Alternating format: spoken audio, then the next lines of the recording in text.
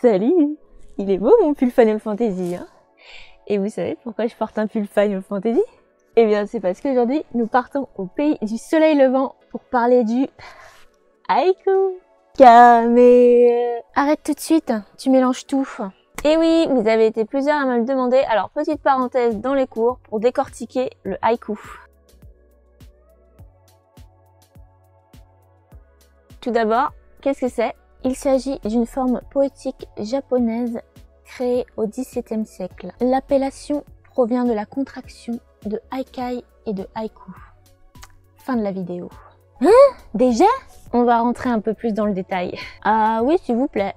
Alors, à l'origine, nous avons le renga, qui est un poème japonais soumis à tout un ensemble de règles, qui ne nous intéresse pas du tout. Alors, la première strophe d'un renga se nomme le hokku, elle-même soumise à des règles qui nous intéressent beaucoup et que nous allons expliquer juste après. Ensuite, dans les rengas existe le terme akai renga qui désigne un poème léger, créé sur l'instant, drôle ou encore érotique.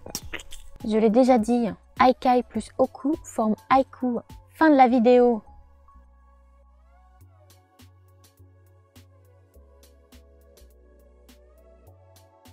Toujours pas. Donc maintenant qu'on connaît la définition, ce qui nous intéresse, c'est comment fonctionne un haïku en français. Sauf si vous parlez japonais, mais ce n'est malheureusement pas mon cas. Basho sensei, apprends-moi! Donc haïku, contraction de haikai plus hokku, contient les particularités de ces deux termes. Premier point, la forme. En fait, on peut dire qu'un haïku, c'est à 90% un hokku. Et un hokku, on a dit qu'avant tout, c'était une strophe, mais pas n'importe laquelle. Alors, nous n'avons pas encore abordé ce terme. Donc, qu'est-ce que c'est qu'une strophe? Pour faire court, c'est un ensemble de vers. Voilà. Donc, premier point, la strophe de haïku est constituée de 17 syllabes positionnées de manière à créer un pentasyllabe, un heptasyllabe, et un autre pentasyllabe. Si vous ne savez pas de quoi je parle, instruisez-vous en cliquant ici. Et pour calculer nos mètres, notre haïku respecte bien évidemment la règle du E muet. Un petit doute? Hein? Alors c'est parti pour l'exemple. Attrape mes pommes ou mes pêches à ton goût, j'offre le dessert.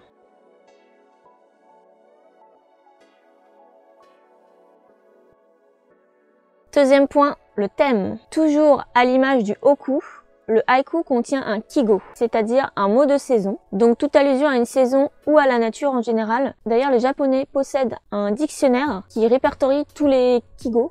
Donc nous, on n'a pas ça, hein, mais bon. On peut s'en inspirer. Et il y a des mots qui sont liés à des saisons en particulier, comme le coucou à l'été, la lune à l'automne, et bien évidemment des logiques comme la neige à l'hiver. Ainsi, dans l'exemple précédent, pommes et pêche, on comprend qu'on est en été. Ça tombe bien, j'ai déjà mes lunettes de soleil.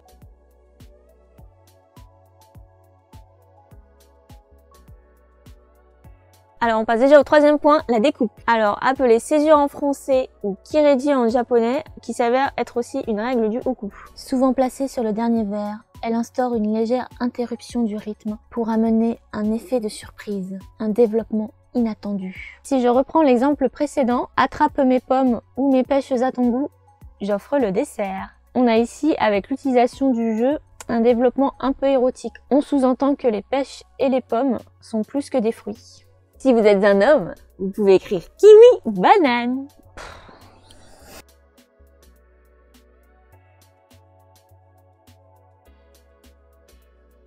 Ce qui nous amène au quatrième point, le côté haikai, mais plus dans la délicatesse. Un haïku est créé dans l'instant.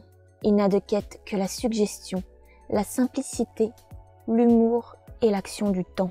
Une vidéo pour les cigales qui chantent derrière l'écran. Je fais un clin d'œil mais ça se voit pas.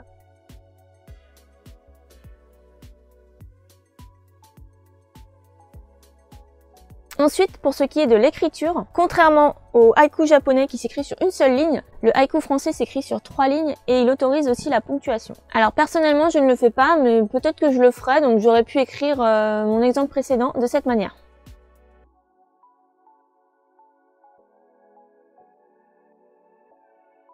Et voilà, vous savez tout. Alors de nos jours, on peut contourner certaines de ces règles, comme rajouter une syllabe ou changer l'organisation de ces vers pour créer un effet. Donc, comme par exemple, les dés sont jetés pour la guêpe qui s'invite. au jeu du pique-nique. Voilà, je ne voyais pas trop mettre autre chose que pique-nique. Donc j'ai une syllabe de plus, mais bon, c'est pas grave.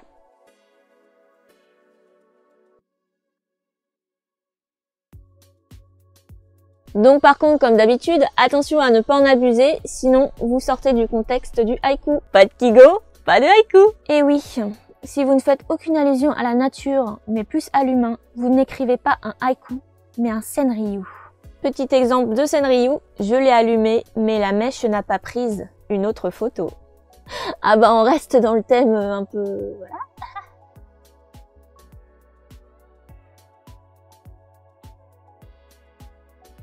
Sur ces belles paroles, je vous dis à bientôt pour une prochaine vidéo qui sera très probablement un poème musical. Si vous aimez ce genre d'ailleurs, faites-le moi savoir, ça m'intéresse beaucoup parce que je compte en faire pas mal à l'avenir. Plutôt des poèmes musicaux que des poèmes classiques d'ailleurs. Donc si vous aimez, voilà. Et en attendant, partagez-moi vos haïkus dans les commentaires. Je serai ravie de les lire et d'essayer de comprendre la signification cachée. Adieu sans la mort. Comme une neige de mousse dans mon chocolat. Non, vous ne m'avez pas vu sourire.